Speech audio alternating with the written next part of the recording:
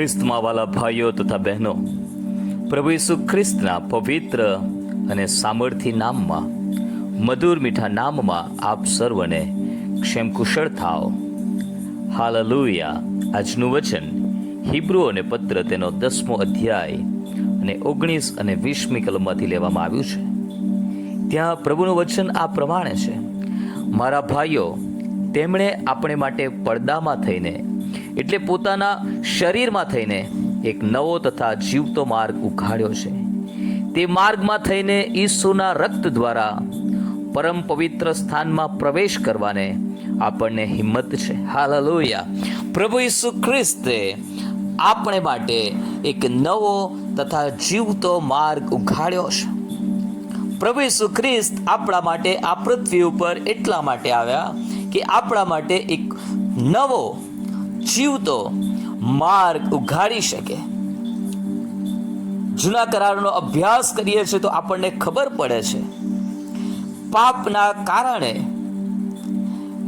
મનુષ્ય પરમેશ્વરની સંગતિથી દૂર થઈ ગયો હતો. મનુષ્યને પ્રભુએ પોતાની પાસે પાછો લાવવાને માટે અનેક પ્રયત્નો કર્યા. અનેક વખત આપણા પૂર્વજોની સાથે પ્રભુ બોલ્યા, પ્રબોધકો મારફતે પરમેશ્વર તેઓને જાગૃત કરવાનો પ્રયત્ન કરે છે. પરમેશ્વરે તેઓને આગેવાનો આપ્યા, પણ લોકો તો રિબેલિયસ હતા. આડી તથા ફિતૂર પ્રજા, બંડખોર લોકો થોડો સમય માટે પ્રભુની પાસે આવે અને ફરી પાછા તેઓ પોતાના અવળા માર્ગે ચાલ્યા જાય. જૂના કરારમાં એવી વ્યવસ્થા હતી, પરમ પવિત્ર સ્થાનમાં જ્યાં પરમેશ્વરની પ્રેઝન્સ હતી, ત્યાં કેવળ અને કેવળ પ્રમુખ યાજક આવી શકે. પરંતુ નવા કરારમાં પ્રભુ ઈસુ ખ્રિસ્તે પોતાના શરીરમાં થઈને એક નવો તથા જીવતો માર્ગ ઉઘાડ્યો. જૂના કરારમાં કેવળ પ્રમુખ યાજકો જ પરમ પવિત્ર સ્થાનમાં જઈ શકતા હતા, પણ નવા કરારમાં જ્યારે પ્રભુ ઈસુ ખ્રિસ્ત મરણ પામ્યા, જ્યારે તેમણે કહ્યું સંપૂર્ણ થયું, ત્યારે મંદિરનો પડદો નીચેથી ઉપર સુધી ફાટી ગયો. એ દર્શાવે છે કે જે ઈશ્વરની સાનિધ્યમાં જવાને માટે જે અવરોધ હતો, જે રૂકાવટ હતી, તેને પ્રભુ ઈસુ ખ્રિસ્તે દૂર કરી. અને હવે આપણે બધા જ વ્યક્તિઓ, જે કોઈ પ્રભુ ઈસુ ખ્રિસ્ત પર વિશ્વાસ કરે છે, તે દરેક વ્યક્તિ વિશ્વાસથી પરમ પવિત્ર સ્થાનમાં જઈ શકે છે. વિશ્વાસથી તે પ્રભુની સેવા કરી શકે છે. વિશ્વાસથી તે પ્રભુની પાસે જઈને પોતાની વિનંતીઓ જણાવી શકે છે.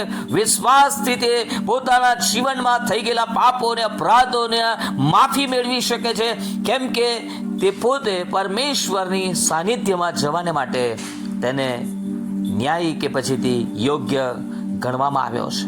પ્રભુ ઈસુ ખ્રિસ્ત દ્વારા આપણને વિના મૂલ્યે ન્યાયી અને ધર્મી ઠહેરાવવામાં આવ્યા છે. કરણીઓથી નથી રખેને કોઈ અભિમાન કરે. હાલેલુયા. પ્રભુની સ્તુતિ થાઓ. અને આ માર્ગમાં કે જે ઈસુના રક્ત દ્વારા આપણે પરમ પવિત્ર સ્થાનમાં પ્રવેશ કરવાને માટે આપણને હિંમત છે.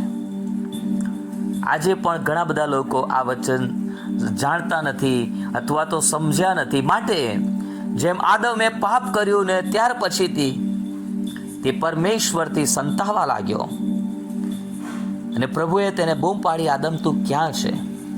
કહે છે, પ્રભુ હું વાડીની મધ્યે સંતાઈ ગયો છું, કેમ કે હું નાગો છું. પ્રભુએ કહ્યું, તને કોણે કીધું કે તું નાગો છે? શું જે ફળ ખાવાની મેં તને મના કરી હતી એ ખાધું છે?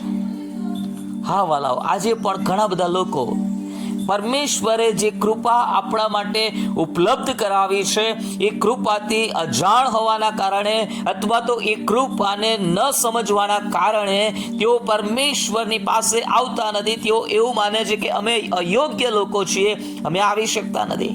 પણ પ્રભુ ઈસુ ખ્રિસ્ત કહે છે કે હું તો ખોવાયેલું શોધવા અને તારવાને માટે આવ્યો છું. પ્રભુ ઈસુ ખ્રિસ્ત કહે છે, જેઓ સાજા છે તેઓને વૈદ્યની અગત્ય નથી, પણ જેઓ માદા છે તેઓને છે.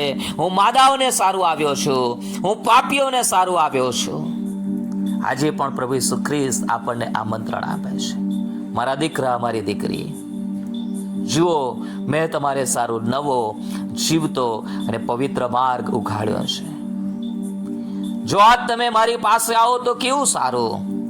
આજે આ નવા અને જીવતા માર્ગમાં થઈને તમે પરમ પવિત્ર સ્થાનમાં આવો તો કેવું સારું. તો હું તમારા પાપોની માફી આપું, તો હું તમારા હૃદયને મારા મૂલ્યવાન રક્તથી શુદ્ધ કરું અને હું તમને નવું જીવન આપું. હું તમને આશીર્વાદિત કરું, તમને આશીર્વાદના સંતાનો બનાવું, તમને અનંત જીવનના ભાગીદાર બનાવું.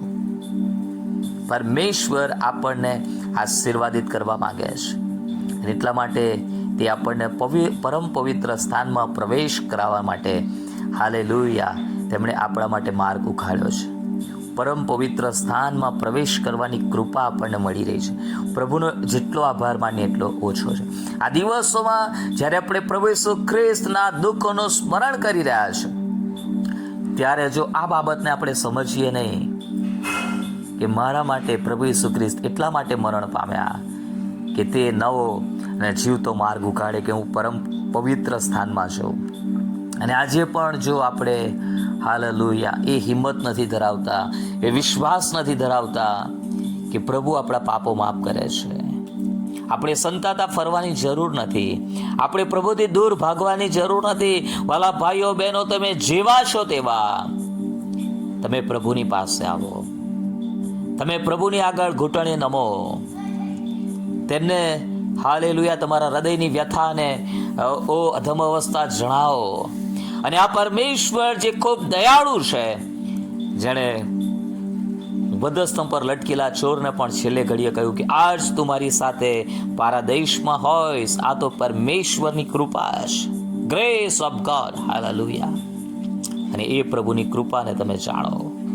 પ્રભુ આ વચનો સમજવાને માટે તમને પુષ્કળ કૃપા આપે.